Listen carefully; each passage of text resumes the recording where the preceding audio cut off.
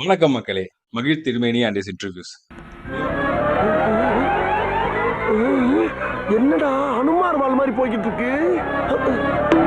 இத வந்து நம்ம 2 வகையா பிரிக்கலாம். ஒண்ணு மூவி ரிலீஸ்க்கு முன்னாடி, அதாவது விடாமுயற்சி மூவி ரிலீஸ்க்கு முன்னாடி அவர் கொடுத்த இன்டர்வியூஸ். அண்ட் அதுக்கப்புறம் விடாமுயற்சி மூவி ரிலீஸ்க்கு அப்புறம் அவர் கொடுத்த இன்டர்வியூஸ். விடாமுயற்சி படத்துக்கு முன்னாடி அவர் கொடுத்த இன்டர்வியூஸ் பத்தி நான் ஆல்ரெடி வந்து எக்ஸ்பெக்டேஷன் வீடியோ, அப்புறம் வந்து அதே மாதிரி ரிவ்யூ வீடியோலயே பேசியிருந்தேன். எனக்கு வந்து ரொம்ப பிடிச்சிருந்துச்சு. எனக்கு இந்த படத்துக்கு ஹைப் போறதுக்கான one of the important reason வந்து மகை திருமேனி அவர்கள் தான். ஏன் அப்படின்னா, அந்த இன்டர்வியூஸ்ல நிறைய இடத்துல வந்து அவரு ஏகேக்கு வந்து ஹைப் கொடுத்திருந்தாரு. ஆனா அது ஹைப் கொடுத்தது ரொம்ப ஜெனியூனா இருந்துச்சே தவிர எந்த இடத்துலயும் வந்து சொம்படிச்ச மாதிரி இல்ல. அவர் எந்த அளவுக்கு இந்த படத்துக்காக எஃபோர்ட் போட்டிருக்காரு, எந்த அளவுக்கு தன்னோட ஸ்டார்டம்ல இருந்து இறங்கி வந்து அவர் இந்த கேரக்டர் நடிச்சு கொடுத்திருக்காருன்ற மாதிரி ரொம்ப அழகா, ரொம்ப நேர்த்தியா, ரொம்ப கரெக்டா சொல்லியிருந்தாரு. இதை வந்து அவர் ஸ்தானத்தில் இருக்கக்கூடிய ஒரு ஆக்டர் இந்த இந்த இந்த கதாபாத்திரத்தை எடுத்து பண்ணலாம் அப்படின்னு நினைக்கிறதே ஒரு மிகப்பெரிய என்ன சொல்றது கட்ஸ் இருந்தால் மட்டுமே அது சாத்தியம் கோபி. இந்த படம் வந்து சரியான பார்வையில் சரியான முறையில் புரிந்து கொள்ளப்படும், ஏற்றுக்கொள்ளப்படும். அவருடைய ஃபேன்ஸ் மேலே அவர் வச்சிருக்காங்க அந்த நம்பிக்கை காரணம்.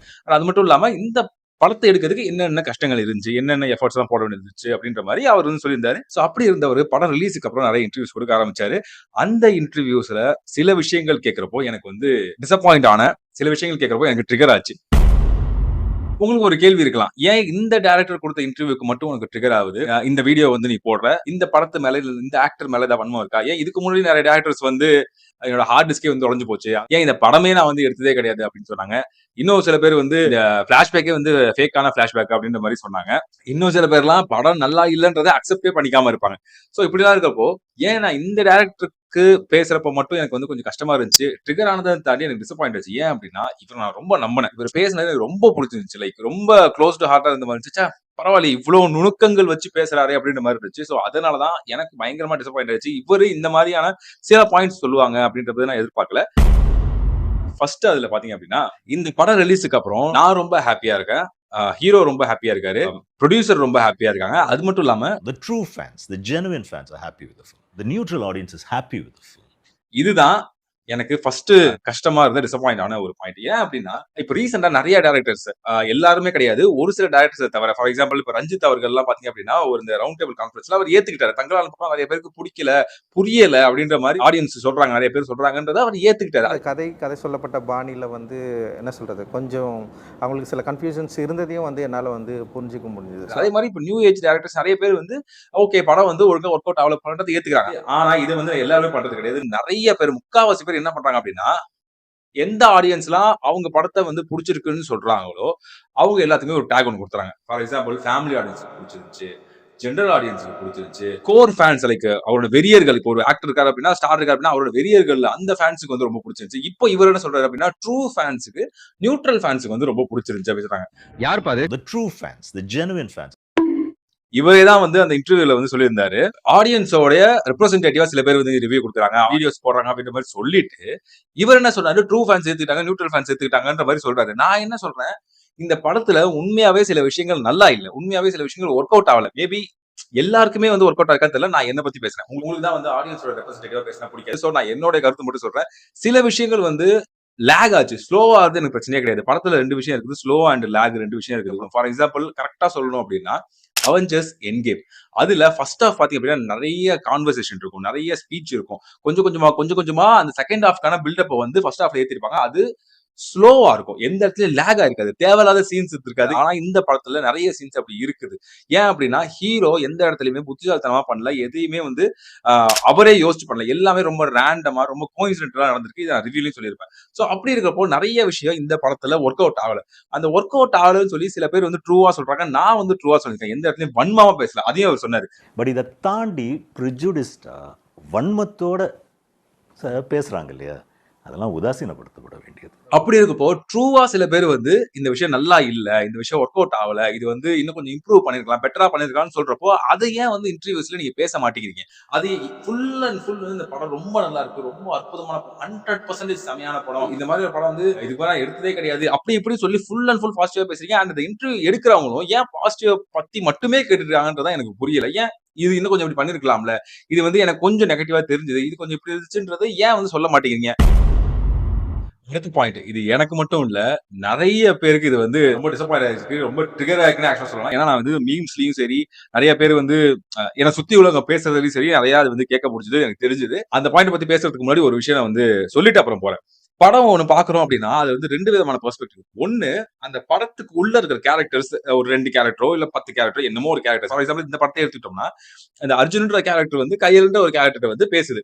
இந்த கேரக்டர் கையல்ன்ற ஒரு கேரக்டர் வந்து எப்படி நடந்துக்கணும், எவ்வளவு நல்லவனா நடந்துக்கணும், எவ்வளவு மோசமானவனா நடந்துக்கணும். அண்ட் அதே மாதிரி இந்த கையல்ன்ற கேரக்டர் வந்து இந்த ஹீரோ கேரக்டர் கிட்ட அர்ஜுன் கேரக்டர் கிட்ட எப்படி நடந்துக்கணும். இது வந்து ஒரு பெர்ஸ்பெக்டிவ். அண்ட் அதே இது நம்ம ஆடியன்ஸா உட்காந்து பாக்குறோம் தெரியுமா, நம்மளோடது ஒரு பெர்ஸ்பெக்டிவ். இவங்களுக்குள்ள நடக்கிறது எல்லாமே ரொம்ப சரியான விஷயமா இருக்கலாம். அது ஆடியன்ஸா எனக்கு பாக்குறப்போ இன்ட்ரெஸ்டிங்கா இருக்கா, என்ன கொஞ்சம் வந்து எட்ஜ் ஆஃப் தி சீட்ல உட்கார வைக்குதா, என்ன வந்து சாட்டிஸ்ஃபை பண்ணுதா, இது வந்து ஒரு பெர்ஸ்பெக்டிவ். ரைட்டா? இந்த விஷயத்த சொல்லிட்டு நம்ம வந்து அடுத்த பாயிண்ட்டுக்கு போலாம். எந்த பாயிண்ட் பயங்கரமா ட்ரிகர் ஆச்சு அப்படின்னா, இந்த பிரகாஷ்ன்ற ஒரு கேரக்டர். இந்த கேரக்டர பத்தி யார் யாரெல்லாம் கேட்கறாங்களோ, ஏன் இந்த பிரகாஷ்ன்ற கேரக்டர் காமிக்கல, பிரகாஷ் கேரக்டருக்கு என்ன ஆச்சுன்றது யார் யாரெல்லாம் கேட்கறாங்களோ, அவங்கலாம் வந்து அந்த ஆடியன்ஸ்லாம் பாத்தீங்க அப்படின்னா, அடுத்தவங்க வாழ்க்கைக்குள்ள, அந்தரங்க வாழ்க்கைக்குள்ள எட்டி பார்க்கிற ஒரு கீழ்த்தரமான மைண்ட் செட் இருக்கு அப்படின்ற மாரி சொல்லியிருந்தாரு. அப்படி யாரும் கேட்கறாங்களா இல்லையான்னு தெரியல. பட் யார் அந்த பிரகாஷ், எதுக்கு அந்த பிரகாஷ்னு கேட்கறாங்க பாத்தீங்களா? அவங்களுடைய மனோபாவம் என்பது இந்த ரகத்தை சார்ந்தது தான், கீழ்த்தரமானது தான். அடுத்தவங்களுடைய அந்தரங்கத்துல எட்டி பார்க்கின்ற ஒரு முனைப்பு தான். சரியா? அதுக்கு ஒரு எக்ஸாம்பிளும் சொல்லியிருந்தாரு. என்ன அப்படின்னா, பெங்காலி ஆர் குஜராத்திலே ஏதோ ஒரு படம் ரிலீஸ் ஆச்சு. அந்த படத்துல ஒரு பொண்ணு வந்து வீட்டுக்கு 5:30 மணிக்கு சாயந்தரம் 5 மணிக்கு வர வேண்டிய பொண்ணு நைட் 11 மணிக்கு வரும். அப்படி வர்றதுக்குள்ள சுத்தி உள்ளவங்க எல்லாமே கதை கட்டிடுவாங்க. என்ன மாதிரியான பேச்சு ஒன்று ஆரம்பிக்குது அப்படின்னா, ஏய் போன வாரம் கூட நான் பார்த்தேன்டி, அவ யாரோ ஒரு பையன் கூட பேசிட்டு இருந்தா. ஓகே, ஓ நான் கூட பார்த்தேன். ஏய் மணி 7 ஆச்சு 8 ஆச்சு, அப்ப அந்த பையன் கூட ஓடி போடும். ஆனா ஏன் லேட் ஆச்சுன்றத அந்த ஆக்டர் வந்து காமிக்கவே இல்ல. ஓப்பன் எண்டடா விட்டுருந்தாங்க. அப்படி காமிச்சிருந்தாங்கன்னா, இந்த மாரி வந்து மோசமா யோசிச்சாங்கல்ல, அவங்களுக்கு நம்ம ஒரு ஜஸ்டிஃபிகேஷன் குடுக்க மாரி இருக்கும். நம்மளும் அந்த மாரி மைண்ட் செட்ல போற மாரி ஆயிடும். சோ எனக்கு அது தேவையில்ல. அந்த மைண்ட் செட்ல நான் யோசிக்க தேவையில்லன்றதுக்காக டைரக்டர் வந்து விட்டுட்டாரு. ஓப்பன் எண்டிங்கா விட்டுட்டாரு அப்படின்ற மாரி சொல்லிட்டு, இந்த படத்துல பிரகாஷ்ன்ற ஒரு கேரக்டர் காமிக்கணும்னு அவசியம் இல்ல. அந்த ஒரு கேரக்டர் பத்தி ரிவீல் பண்ணணும்னு அவசியம் இல்ல அப்படின்ற மாதிரி சொல்லியிருந்தாரு. ஃபர்ஸ்ட் ஆஃப் ஆல் எப்போ இந்த பிரகாஷ்ன்ற ஒரு கேரக்டர் என்ன ஆச்சு ஏதாச்சுன்னு எனக்கு தோணுச்சு அப்படின்றத ரொம்ப தெளிவா சொல்றேன். என்ன அப்படின்னா, ஸ்டார்டிங்ல இருந்தே இந்த படம் வந்து ஒரு கான்ஃபிளிக்ட் வரதுக்கு ஒரு முக்கியமான கேரக்டர் இந்த பிரகாஷ்ன்ற ஒரு கேரக்டர் தான். சோ அங்க இருந்து தான் வந்து இந்த கார் டிரைவே ஸ்டார்ட் ஆகுது. அங்க இருந்து தான் வந்து கையல் வந்து கடத்தப்படுறாங்க. அப்படியே வந்து கதை மூவ் ஆன் ஆகி போயிட்டு இருக்குது. அப்புறம் பாத்தீங்கன்னா ஒவ்வொரு டைமும் இன்டர்வல் பிளாக்லயும் சரி அண்ட் அதுக்கப்புறமும் சரி இந்த வில்லன் கேரக்டர்ஸ் வந்து ஒவ்வொரு டைமும் அவன் ஒய்ஃப் வந்து ஆல்ரெடி ஒரு அஃபேர் வச்சிருக்கா, அவன் பேர் வந்து பிரகாஷ், அவன் இப்படி இவ இப்படி அப்படின்னு சொல்றாங்க. ஆனா அதே மாதிரி ஹீரோயின் கேரக்டர் போயிட்டு நீ வந்து உன் அஃபேர் கூட பிரகாஷ் கூட ஜாலியா போய் இருக்கலாம், நம்ம வந்து உன் புருஷனை போட்டு தள்ளிடலாம், உன் ஃப்ரெண்டை போட்டு தள்ளிடலாம் இப்படின்னு அந்த பிரகாஷ் கேரக்டர் வச்சு டீல் பண்றாங்க. அப்புறம் கிளைமேக்ஸ்ல பாத்தீங்க அப்படின்னா இதுதான் எனக்கு வந்து ரொம்ப மோசமான விஷயம் தான் எனக்கு தெரிஞ்சது. ஏன் அப்படின்னா அது வரைக்கும் அந்த டைரக்டர் சொன்ன மாதிரி லைக் மகை திருமணி அவர்கள் சொன்ன மாதிரி கையல்ன்ற கேரக்டர்ல எந்த இடத்துலயும் வந்து ஸ்லட்சியம் பண்ணல, எந்த இடத்துலயும் வந்து அவங்கள பத்தி மோசமா பேசல, அவங்கள வந்து மோசமா இருக்க மாதிரி காமிக்கல அப்படின்ற அவரோட இன்டென்ஷன் வந்து அது வரைக்கும் கரெக்டா வந்துகிட்டே இருந்துச்சு. ஆனா கிளைமேக்ஸ்ல எப்போ இந்த அர்ஜுன் கேரக்டர் கயல் கேரக்டர் காப்பாத்தினதுக்கு அப்புறம் கயல் கேரக்டர் உடனே வந்து சாரி சொல்லி லவ் யூ சொல்லி சேர்ந்தாங்களோ பினிஷ் அங்கேயே முடிஞ்சிச்சு, தரமட்டமா ஆயிடுச்சு. அது வரைக்கும் கூட ஓகே, அந்த ஒரு விஷயத்த வந்து மைண்ட்ல கண்டுக்காம நம்ம வந்து படத்தை பார்த்துட்டே இருக்கோம். சரி வந்து கையில வந்து காப்பாத்துவாரா மாட்டாரான்னு சொல்லி நம்ம பார்த்துட்டே இருக்கோம். அந்த அர்ஜுன் கேரக்டர் தான் நம்ம மெயினா பார்த்தோம். கையில் கேரக்டர் வந்து சைட் லைன் பண்ணிட்டாங்க. எப்போ கடைசியில அந்த ஹீரோயின் வந்து சாரி சொல்லி லவ் யூ சொல்லி சேர்ந்தாங்களோ அப்பவே அந்த கேரக்டர் வந்து பினிஷ் டெமாலிஷ் ஆயிடுச்சு. அந்த இடத்துலதான் எனக்கு தோணுச்சு பிரகாஷ் கேரக்டர் இந்த கையில கேரக்டர் நம்பி வெயிட் பண்ணிடுச்சுல, அந்த கேரக்டருக்கு என்ன ஆச்சு அப்படின்ற கேள்வி அப்பதான் வந்துச்சு. இது வரைக்கும் ஹஸ்பண்ட் சரியில்லை எனக்கு தேவையில்லைன்னு சொல்லிட்டு பிரகாஷ் ஒரு கேரக்டர் கூட சேர்றதுக்கு நீங்க முடிவு பண்ணிட்டீங்க ஹீரோயின் கேரக்டர். ஆனா இப்போ அந்த ஹீரோ கேரக்டர் உயிரை கொடுத்து ரத்தம் சிந்தி உங்களை காப்பாத்தினோடனே உங்களுக்கு தெரிஞ்சிச்சு எஃபோர்ட் பண்ணதுக்கு தான் உங்களுக்கு புரியுது அவன் நல்லவன் அப்படின்னு. நீங்க நல்லவன் தெரிஞ்சதுக்கு அப்புறம் உடனே நீங்க சேர்ந்துட்டு அந்த பிரகாஷ் ஒரு கேரக்டர் ஏமாத்திட்டீங்க.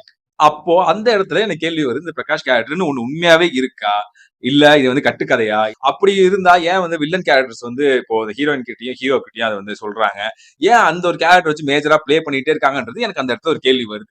எனக்கு வந்து இவங்க 2 பேருக்கு என்ன விஷயம் நடந்துச்சு, லவ் பண்ணாங்களா, செக்ஸ் வச்சுட்டாங்களா, இதெல்லாம் எனக்கு தேவையே கிடையாது. அந்த கேரக்டர் உண்மையான கேரக்டர் இருக்கா இல்லையான்றதுதான் என்னோட கேள்வி. அப்படி உண்மையா இருந்துச்சுன்னா ஏன் இவங்க 2 பேரும் சேரணும்? அப்படி சேர்ந்தா அது பிரகாஷ்ன்ற கேரக்டருக்கு பண்ற ஒரு அநீதி. அப்படி அவங்க வந்து பொய் சொல்லிட்டாங்க இல்ல சும்மா பிரியதுக்காக தான் பொய் சொல்லிட்டாங்க அப்படின்னா ஸ்வீட்டம்ன்ற விஷயத்தெல்லாம் வந்து ஏன் கொண்டு வந்து ஏன் அவ்வளவு வந்து சுத்தி வளைச்சு அது என்ன ஆயிடுது அப்படின்னா ஒரு நிறைய பேருக்கு வந்து ஏன் வந்து இந்த கையில் கேரக்டர் ஹீரோ காப்பாத்தணும்ன்ற கேள்வி கொண்டு வந்துருச்சு. அவளே விட்டுட்டு போறேன்னு சொல்லிட்டா, விட்டுட்டு போறவள நான் எதுக்கு காப்பாத்தணும்ன்ற வந்து ஒரு கேள்வி ஒண்ணு வந்துருச்சு நிறைய. அதனாலேயே நிறைய பேருக்கு வந்து படம் வந்து கரெக்டா ஆகாம போயிடுச்சு. நான் இதுக்குதான் வந்து ஸ்டார்டிங்ல இந்த பாயிண்ட் சொல்றதுக்கு முன்னாடியே இந்த ஆடியன்ஸோட பெர்ஸ்பெக்டிவ் அண்ட் அந்த படத்துக்குள்ள உள்ளவங்களுக்குள்ள பெர்ஸ்பெக்டிவ் நான் சொன்னேன். நீங்க படத்துக்குள்ள கேரக்டர்ஸ் வந்து ஒண்ணு சேர்ந்துட்டாங்க, ஹீரோயின் கேரக்டர் ஜாலியா ஒண்ணு சேர்ந்துட்டாங்க, அவங்க 2 பேரும் ஜெனியூனா நினைச்சுக்கிட்டு அவங்க ஒண்ணு சேர்ந்துட்டாங்க. ஆனா வெளியே இருந்து பாக்குற எனக்கு அது சரியா படல.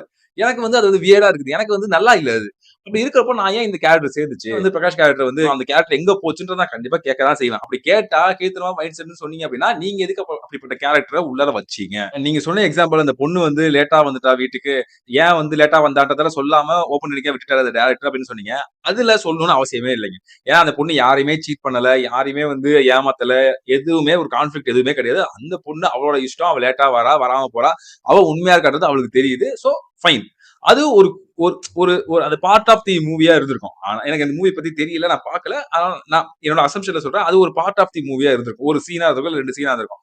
இந்த படத்துல த்ரூ அவுட்டா அந்த கேரக்டரை வச்சு பேசிக்கிட்டே இருக்காங்க. பிரகாஷ் பிரகாஷ் பிரகாஷ்னு பேசிக்கிட்டே இருக்காங்க. கிளைமாக்ஸ்லயும் வந்து அந்த மாதிரி இவங்க 2 பேரும் சேர்றத பாக்குறப்போ எனக்கு கேள்வி வரதான் செய்யும். நான் கேட்கதான் செய்வேன். சோ அந்த கேட்கறதுக்கு உங்களால பதில் சொல்ல முடிஞ்சா சொல்லுங்க. ஆனா ஆடியன்ஸை இப்படி டேக் பண்ணாதீங்க. நியூட்ரல் ஆடியன்ஸ், ட்ரூ ஃபேன்ஸ் வந்து ஏத்துக்கிட்டாங்க.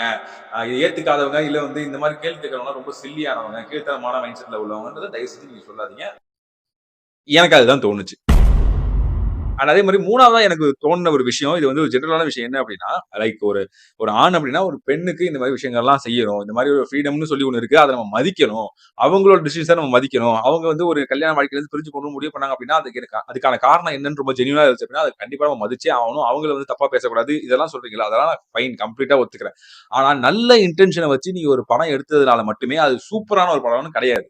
நீங்க கண்டிப்பா அந்த நல்ல இன்டென்ஷன் எனக்கு புரியுது. ஆனா ஒரு மொத்த படமா அது என்கேஜ் பண்ணிச்சா இல்ல ரொம்ப கடைசி வரைக்கும் இன்ட்ரெஸ்டிங்கா வச்சுச்சு அப்படின்னா இல்ல. நெறைய இடத்துல லேக் ஆச்சு. இது எதுக்கு இந்த சீன் வருது? எதுக்கு இந்த கேரக்டர் வருது? இந்த ஆரவ் கேரக்டர்லாம் கடைசி வரைக்கும் எதுக்கு, என்னாத்துக்குன்னு தெரியாம கொஞ்சம் ப்ராப்பரா நடிக்க வைக்காம, அவருக்கு வந்து சுத்தமா அந்த கேரக்டர் எடுபடவே இல்ல.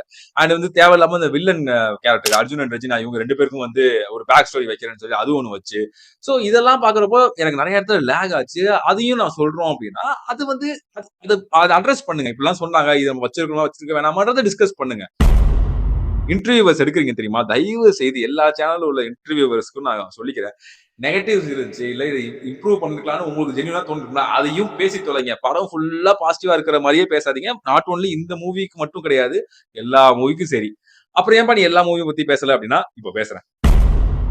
கோட் மூவி வந்தப்போ வெங்கட் பிரபு வந்து very very good response all over. நான் தியேட்டர்ல பார்த்த ஜெனரல் ஆடியன்ஸ் எல்லாருமே வந்து விஜய் சார் ஃபேன்ஸா இருக்கட்டும், ஜெனரல் ஆடியன்ஸா இருக்கட்டும், யாருமே 3 ஹவர் கம்ப்ளைண்டாவே இது வரைக்கும் சொல்லல. லோக்கி வந்து லியோக்கு அப்புறம் பாத்தீங்க அப்படின்னா, அந்த ஃபிளாஷ்பேக்கே வந்து ஃபேக்கான ஃபிளாஷ்பேக்கா வந்து சொல்லியிருந்தாரு.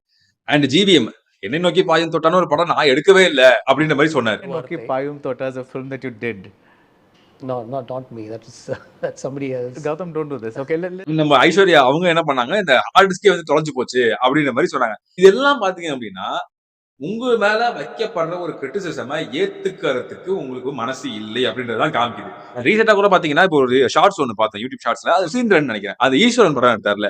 அவர் சொன்னாரு இந்த படம் வந்து ஜெய்க்காக எடுக்கப்பட்ட எழுதப்பட்ட ஒரு படம். சிம்பு வந்து ஒரு 23 நாள் 22 நாள் கால் ஷீட் கொடுத்திருந்தாரு. சோ அவருக்காக கொஞ்சம் வந்து நான் மாத்தி எழுதியிருந்தேன். அது ஜெய்க்கு எழுதின கதை. அது கொஞ்சம் ஆல்டர் பண்ணி சிம்புக்கு அடாப்ட் பண்ண பார்த்தா அது அடாப்ட் ஆகல. காரி துப்பிட்டானுங்க. சார் அவர் எடுத்த படம் தான் சார் அது.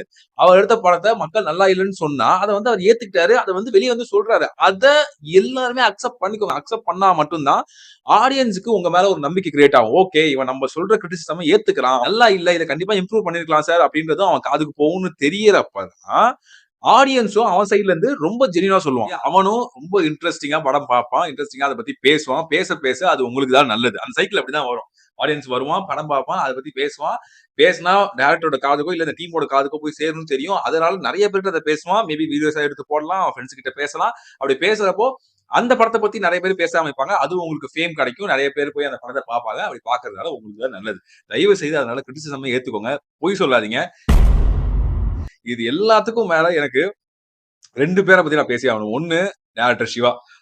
இவங்களெல்லாம் மீதி நான் சொன்னவங்களா கூட வந்து ஏதாவது பொய் கூட சொல்றாங்க. அவங்களுக்கு கிரிட்டிசிசம் போய் அவங்க காதுல கேக்குது. சோ அதை மழுப்புறதுக்காக பொய் கூட சொல்றாங்க. ஆனா இவர் வந்து எல்லாமே பாசிட்டிவா இருக்கு. ரொம்ப சாட்டிஸ்ஃபேக்ஷனா இருக்கு. ஆடியன்ஸ் ஒரு படம் பார்க்கணுங்கிற ஆசையில தான் நம்ம படம் எடுக்கிறோம். எல்லாருக்கும் ரொம்ப பிடிக்குது, ரொம்ப என்ஜாய் பண்றாங்க. அதை பார்க்கறதுக்கு எனக்கு ரொம்ப ரொம்ப திருப்தியா இருக்கு. அப்படியே நடிக்கிற அந்த நடிப்பு இருக்குல்ல, எனக்கு சத்தியமா ஏத்துக்க முடியாது. அண்ட் 2வது ஜிவிஎம். 2 போட்டோஸ் ஆட் பண்றேன். அது நீங்க பாருங்க. ரீசெண்டா வந்து கேஸ்ட் வந்து யாரும் பாக்குறது கிடையாது, ஏன் அதை பத்தி எல்லாம் படம் எடுக்கிறாங்கன்னு சொல்லி பேசியிருந்தாரு. இந்த 2 விஷயத்த பாருங்க. ஒருத்தரோட கையே வெட்டப்பட்டிருக்கு. பைக்ல என் முன்னாடி எப்படி நீ போலாம், தாழ்ந்த ஜாதிக்காரன்றதுக்காக கையே வெட்டப்பட்டிருக்கு. இத வச்சு ஒருத்தன் வந்து படம் எடுக்கிறான். இந்த கஷ்டத்தை சொல்றதுக்காக இப்படி இருக்குன்னு சொல்றதுக்காக படம் எடுத்தா அப்படின்னா அதுல என்ன தப்பு? நீங்க வந்து ரொம்ப சொபிஸ்டிகேட்டடா வளர்ந்துட்டீங்க, நீங்க வளர்ந்த இடத்துல அது இல்லன்றதுக்காக அந்த பிரச்சனை இல்லவே இல்ல, உலகத்துல எங்கேயுமே கிடையாதுன்னு சொல்லி நீங்க சொல்றதுக்கு உங்களுக்கு ரைட்ஸ் கிடையாது. அது ரொம்ப ஈஸியா, ரொம்ப சர்க்காஸ்டிக்கா எனக்கு வந்து அது ஒர்க் அவுட் ஆகல, இந்த மாதிரி படங்கள்லாம் ஏன் எடுக்கிறாங்கன்னு தெரியலன்றது நீங்க சொல்லவே கூடாது. சோ இதெல்லாம் தான் வந்து இந்த வீடியோல நான் பேசணும்னு நினைச்சது. உங்களுக்கு இத பத்தின ஏதாவது கமெண்ட் செக்ஷன் கமெண்ட் செக்ஷன் சொல்லுங்க. இந்த வீடியோல நான் ஏதாவது தப்பா சொல்லியிருந்தேன் அப்படின்னா நீங்க வந்து என்கிட்ட சொல்லுங்க. அதை நான் வந்து கண்டிப்பா திருத்திக்கிறேன். கிரிட்டிசிசம் இங்க அக்செப்ட் பண்ணப்படும். சோ இந்த வீடியோ பிடிச்சா லைக் பண்ணுங்க, ஷேர் பண்ணுங்க, மறக்காம கமெண்ட் பண்ணுங்க. அண்ட் சேனல் சப்ஸ்கிரைப் பண்ணிட்டு பக்கத்துல இருக்க பெல் ஐகானை கிளிக் பண்ணிட்டு ஆல் ஆப்ஷன் சூஸ் பண்ணிக்கோங்க. அண்ட் தேங்க்ஸ் பட்டன் சும்மாவே இருக்கு, அதை கிளிக் பண்ணி உங்களோட காணிக்கையை வந்து செலுத்துங்க. அண்ட் இதே மாதிரி சூப்பரான வீடியோட நான் உங்களை வந்து மீட் பண்றேன். நன்றி, வணக்கம்.